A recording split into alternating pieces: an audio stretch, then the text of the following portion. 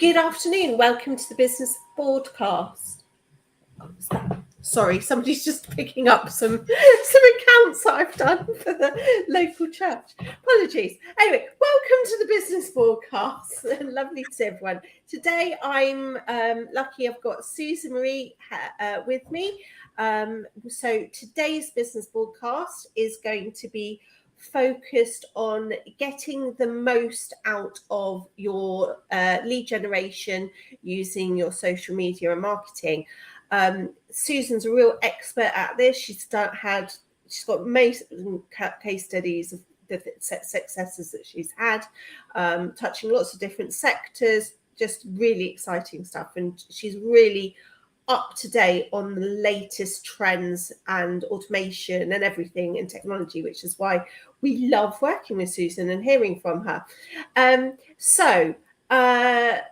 Just some basic not health and safety because you're not here in person, but usual little housekeeping. That's the word I wanted, housekeeping. Please do, we'd love to know people are watching live. I know that the majority of you will be watching later on from a recording, but if you are watching live, please do say hello. Please feel free to ask questions. Susan Marie, she'll take anything, make it as hard as you possible. It's not a problem. Let's challenge her and wake her up on a Friday. Make her sweat. Yes. So,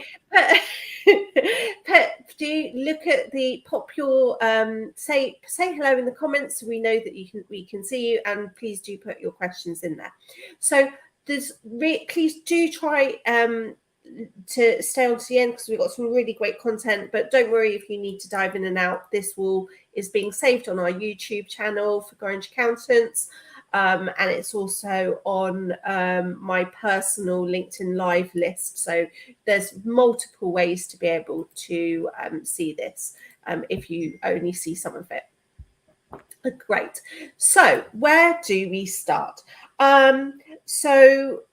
It's such a vast subject, but where we're focusing today is focusing on 3 ways to generate more leads from your content. So you've got loads of content, but you want more leads because you're not getting enough leads. So where do you start? What do you do first? So one of the biggest mistakes I see people making is just publishing content, having a website, and assuming that people are going to get from A to B themselves, which they don't. People don't just go to your website unless they're really driven. So often your website leads are your hot leads, the people who maybe have already built up a relationship with you. And it can take a long time to get to that point with followers, with your audience. So you can expedite that by creating almost like a campaign launch to get people from A to B within a set time frame is what you're trying to do. And one of the ways to do that is to start off with a lead magnet that then leads to a product or a service that you want to sell. So the whole thing for a 3-month period has to have a joined up approach and make sense.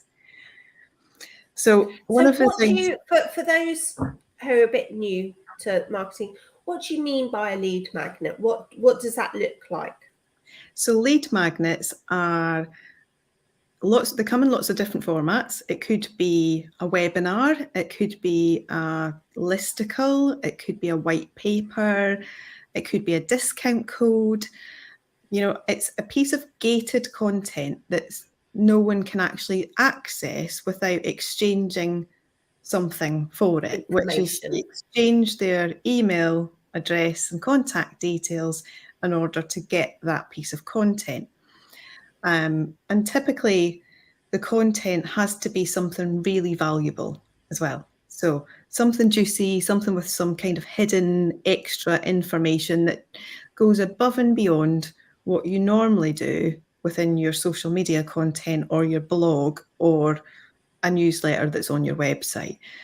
So lots of people do lead magnets and we see them all the time. People are giving them away, like download this, download that. And I've done a ton of lead magnets. And one of the reasons that often lead magnets flop is that businesses create a lead magnet on something that they want to give out, without actually finding out if their audience even cares or needs that. So everyone's given out content plans, for example. There's all these, in my industry. So if I were thinking, well, I know my audience isn't actually that good at content planning, and there's all these free content plans everywhere, why would they want mine, and what makes mine better? So when you do a lead magnet, you really need to think about going above and beyond your competitors is one of the first things I would say. Make it something that's so good that people can't say no to it. They really do want it. So that's another mistake people make with lead magnets as well, is they create a lead magnet for the audience that they want. So before you start your process of your content, we're looking at, obviously, you've got your ideal client, you're doing marketing for this ideal customer persona who you're talking to. And sometimes along the way, even though you have an ideal client in mind, you attract an audience of people who fall outside of that perfect buyer.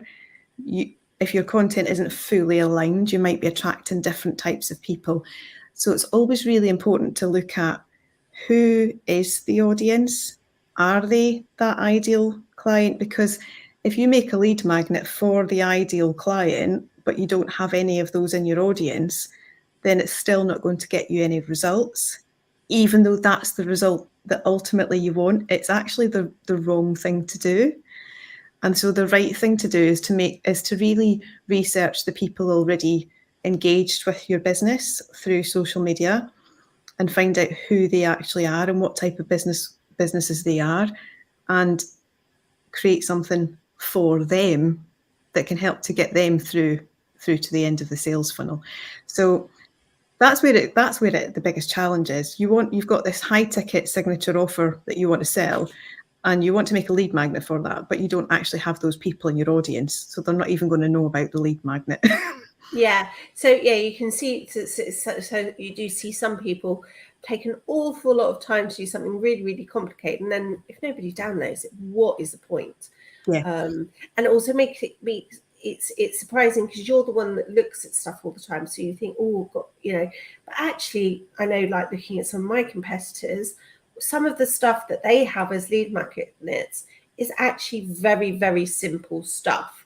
So it doesn't have to be massively complicated because it's built for your audience, not for you.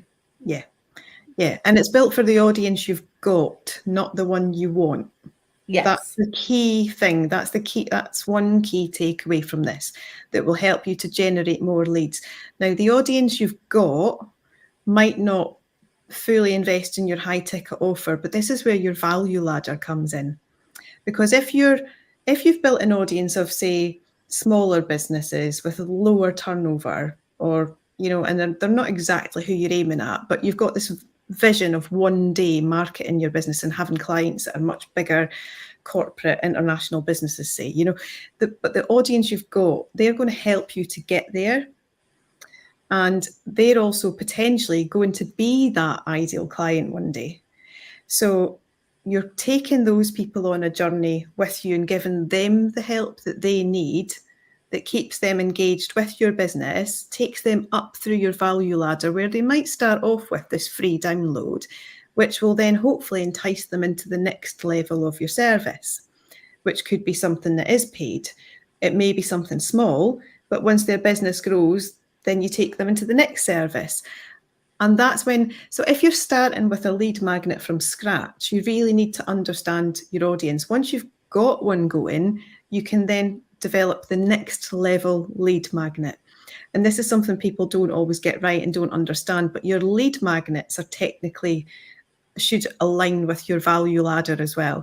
So you always start off with something really simple and low for the audience. Like you said, something that you'd be surprised at how simple it could be. It's the stuff that you take for granted that you think everybody should know and they don't. So you start, if it's your first ever lead magnet, that's where to start, is with something that taps into a broad audience to get your list growing. But it also still has to have a specific title. So when I named my first lead magnet, as an example, I do like a fill in the blanks thing to help people name it. I did a really simple listicle, and it was X amount of tips on a subject for small business owners with and the problem. So you do still make it really clear, but hopefully you've identified that that's who your audience is. So they've got no doubt whatsoever. So you see some people launch a lead magnet, they might just say 7 tips for making better videos. 7 tips for who? Making better videos, using what? For where?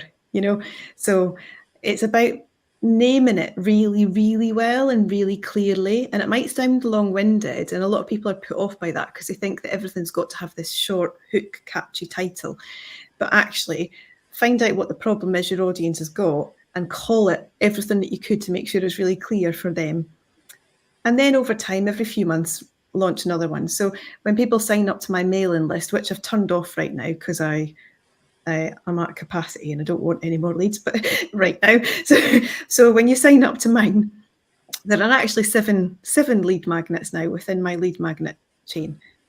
And that's one of the things to think about. You don't just make one once for one person. So this sounds actually quite intensive and time consuming. What is it, intensive time consuming, or have you got some secret tips to make it I think that scary? Yeah, I mean, what the first thing is that one of the intensive things is launching the very first one, coming up with a format, a template, a design that you can use time and time again if it's a PDF, or if it's a webinar, having your slides that you can just change the copy on to redo like a free workshop, that type of thing. So having a template for the actual download in the first place is key. It makes it quicker to create the next one. So the first one of anything is a lot of work. Setting up your email list, having your actual email marketing system in place. You need a landing page to capture those leads, which also has to sell the lead magnet. So a lot of people don't sell the lead magnet enough. Even though something's free, you're still having to sell it because they're having to pay you with their email address, and we don't want tons of emails that are spam. So you need to get that reassurance that what else is going to happen after they get the lead magnet. So setting up a mailing list whereby you're segmenting your audience for when they subscribe. You need to set up some welcome emails and a little sequence that take people on a little journey to find out, did they just want the freebie or are they a potential lead? So within each of the emails, you need different links that people can click on, whether they actually want to take a next step or not. And then you decide what part of your email list do they go into for future emails. Because if they only took the freebie and did nothing else, then you're not going to try and sell to them in your emails, for example. So you might capture 100 leads, 20 of them might click through all the welcome emails and click on the links. And now you get to a point where you're like, okay, there's 20 people who got the lead magnet who are actually interested in the next step for that. What is the product that's linked to that lead magnet? So those are the people who you'll start marketing to through email marketing. So so it's creating the product itself, the free product. Yeah. It's the email setup, welcome sequence, and how you're going to carry that on in the future. Now, the other thing that people aren't really using enough of, and it's quite new still, is chat marketing. That can actually help you to automate and deliver the lead magnet seamlessly as well. So although you can have a link that you put in captions where people click and it's a landing page and they subscribe, you can also do it through chatbot marketing where you make it as simple as possible for people. So if I put a post out today that said, I'm giving away this free document, blah, blah, blah, comment below the word freebie to get it delivered to your inbox. So if someone comments that word on my posts, they'll get an automatic message sent to them privately with literally buttons that they can tap to have it delivered. They don't need to faff as much with going and finding the link or going on the landing page. And you can keep the conversation going as well. So this chat marketing is also like sequenced a bit like emails. and it moves people into your email marketing for you. So it's really quite clever technology. So I think that if you've already got a big audience, you really have to have those things in place. If you've got a small audience, you can do it manually, but it's a lot of work replying to people. But yeah, so really, you want to be using those automation and tools, and that's why it's really important having someone like Susan who does know what the latest things are and things that really do work. Because if you go and look yourself, there's just so many things out there, it's just crazy. So yeah, you need to have an expert that's doing it every day, that knows which tools to use and which work and which don't, and which talk to each other and all that sort of stuff. Yeah, it can be a real minefield, and it's very confusing. The setting up the sequences, it's a bit, you sort of need to lay it all out like a diagram, and you're drawing little lines to say if they do this, if they take this action and click this link, this happens next. If they don't, this happens next. So all that sequencing is quite tricky to be clear on. It's really got to be process mapped out, hasn't it? Yeah. So this is great. So we've been through the lead magnets, about all sorts of different ones are, making sure that they are for your audience, not what you think, which is the 101 of marketing, isn't it? Knowing what the customer wants. Yeah. Then looking at the latest automation and tools. Then it was fascinating to what you were starting to talk to me about earlier about well, you tell them about the face. Yeah. So a lot of businesses, if you're a bigger business with multiple leads, different managers of teams, you've got a C-suite, most people will connect with a business better if they feel an association with a person. So there are still lots of businesses out there that are able to do marketing without having a main face, because their brand's well known enough. So for example, in my industry, I think of, say, HubSpot. I don't necessarily need to see the same person because everyone knows who HubSpot is.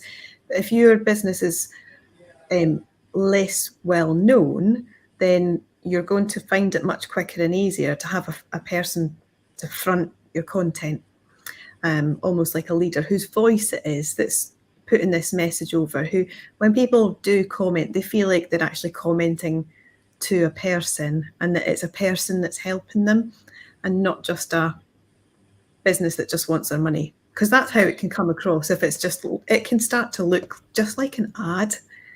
Yeah, absolutely. Because I've said this before to a few people that if you look at, so in the financial services market or whatever, people do follow the person rather than the firm.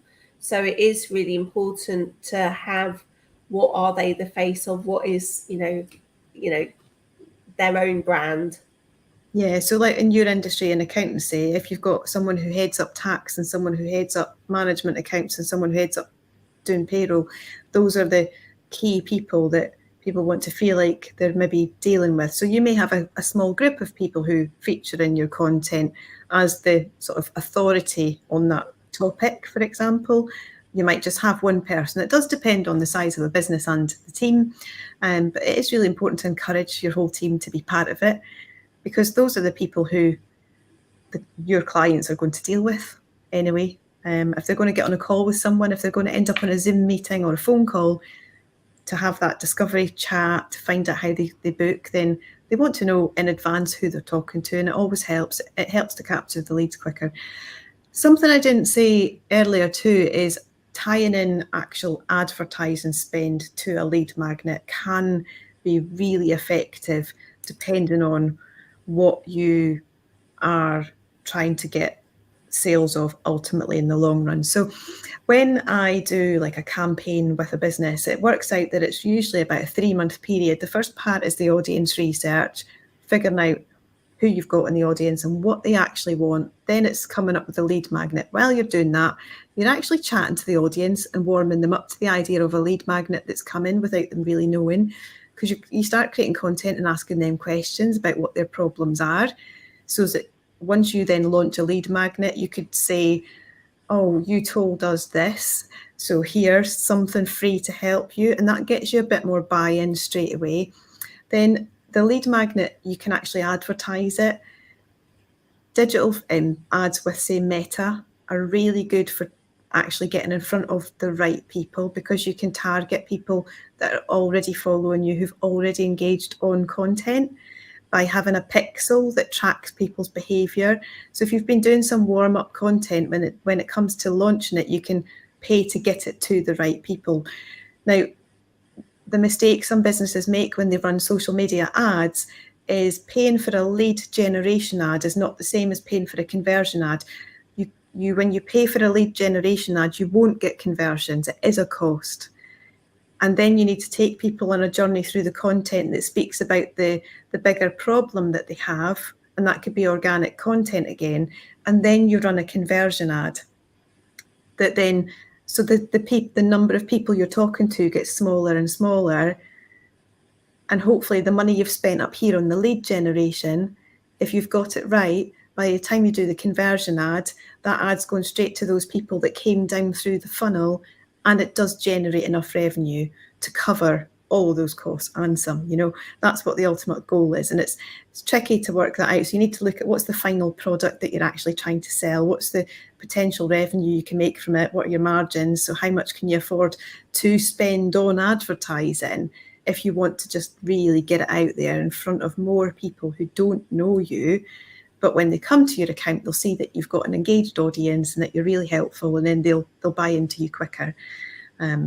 So yeah, that's also great about the social media and the whole part of this sort of marketing, is that you really can see the return on investment, the ROI.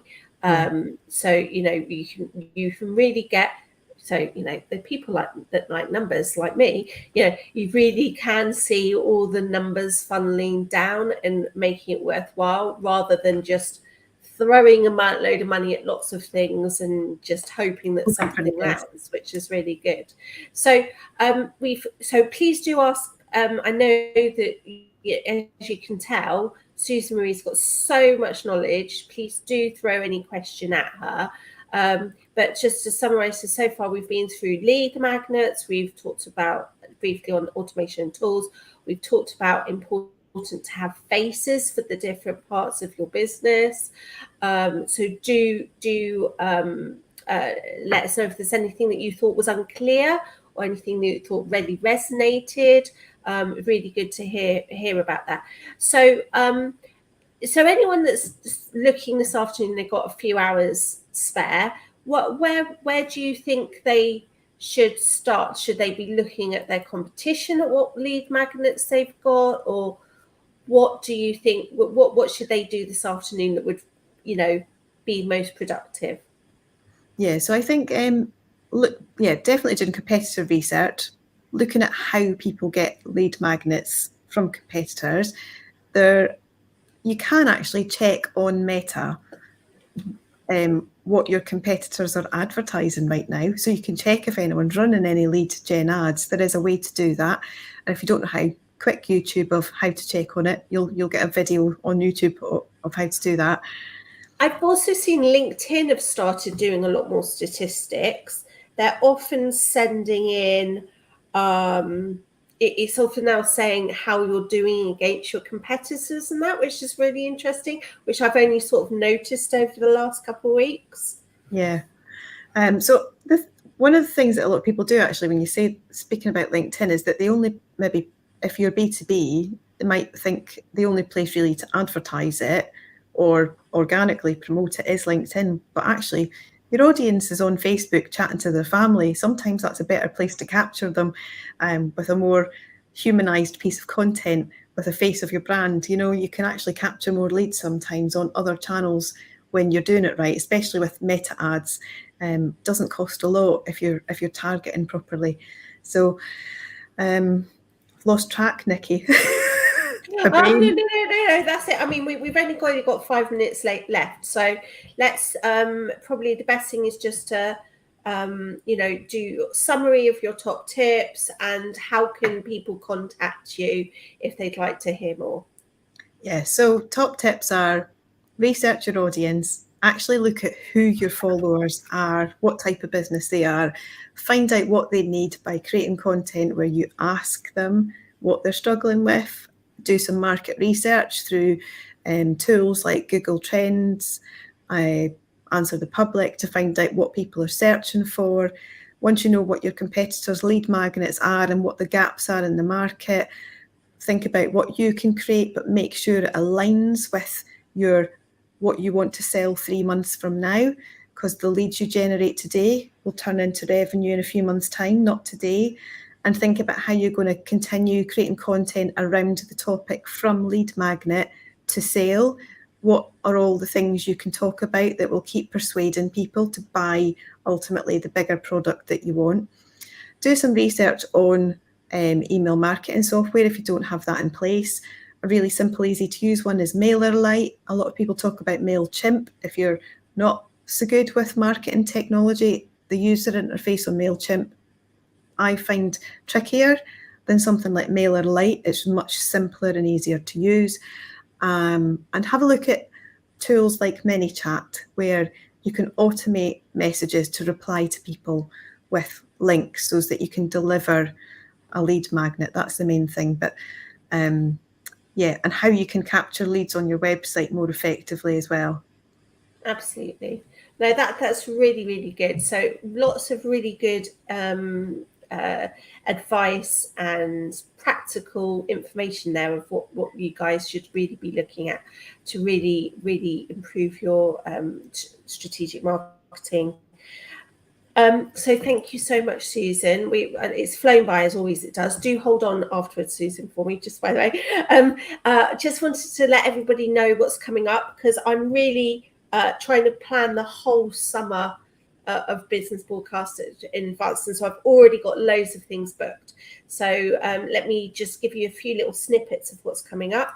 On the 26th of May, we've got a really succession planning focused one, which is, but we often usually focus on the seller, but next week we're going to be focusing on the buyer, especially with the increase in interest rates. So for those buyers that are relying upon part or all debt financing to buy, we're looking at how you can still buy effectively even though the interest rates are increasing. On the second, and that's useful, really useful. So even if you've never bought before, might be something that you want to consider to really build up your market share. On the 2nd of June, we are talking about pension planning with Mark Dolby from Beaumont Financial. He's going to give us some really useful information of, you know, if you're in your 40s now, what should you be doing to, get to, so that you're not so scared when you get into your 60s. I'm coming to that one, Vicky.